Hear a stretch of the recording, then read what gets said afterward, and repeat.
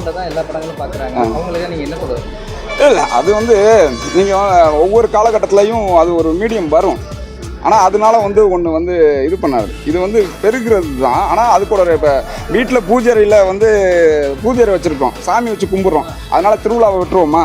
திருவிழா வந்து அது ஒரு பெரிய கொண்டாட்டம், பல பேரோட கூடி பார்க்குறது மாதிரி. அப்போ பல பேரோட சேர்ந்து படம் பார்க்குற எக்ஸ்பீரியன்ஸே வேறு.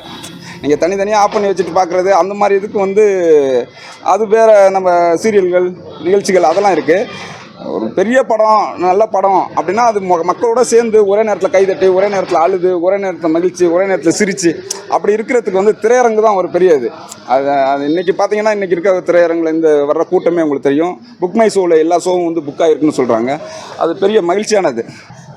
ஐயா சிவாஜி கணேசன் இருக்காரு, முத்துராமன் இருக்காரு, அவங்க வாரிசுகளாக இருந்திருக்காங்க, பெரிய பெரிய விருதுகள் வாங்கியிருக்கிறாங்க. அதே மாதிரி ரவிவர்மன் கேமராமேன் இருக்கார், நேஷனல் அவார்டு வாங்க ஜனநாதன் இருக்கார், சர்க்குணம் இருக்கார், களஞ்சியம் இருக்கார், இன்னும் நிறைய திரைக்கலைஞர் இருக்கார். நான் ஒரு ஸ்டேட் அவார்டு வாங்கின நடிகர் இருக்கேன்.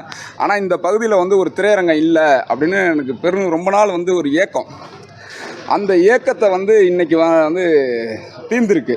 நம்ம இங்கே உட்காந்து நான் வந்து சின்ன கவுண்டர் விஜயகாந்த் சார் நடித்த படம், ரஜினி சார் நடித்த படம், நிறையா படங்கள் வந்து தியேட்டரில் டிக்கெட் கிடைக்காம நாங்கள் தரையில் உட்காந்து கூட பார்த்துருக்கோம் முன்னாடி.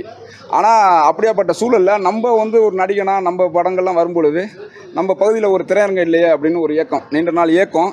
அது இன்றைக்கி தீர்ந்துருக்கு. இந்த படம் வந்து அதுவும் முதல் நாளே ரஜினி சார் படம் வந்து ரிலீஸ் ஆகி கூலி வந்து ரிலீஸ் ஆகிருக்குது. பெரும் மகிழ்ச்சி, சொல்ல முடியாத ஒரு ஆனந்தம் தான்னு வச்சுங்களேன். அதனால் இந்த திரையரங்கத்தை இன்றைக்கி நான் முதலாக படம் பார்க்குறது வந்து ஒரு ஆட்டோகிராஃப் மாதிரி எனக்கு பல ஞாபகங்களை கொடுத்தது. ரொம்ப சந்தோஷமான நிகழ்வு.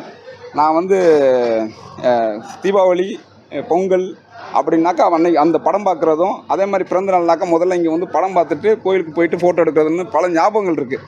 அந்த ஞாபகங்கள்லாம் இன்றைக்கி இந்த திரையரங்கத்தில் படம் பார்க்கும்போது வந்தது. ரொம்ப மகிழ்ச்சியானது.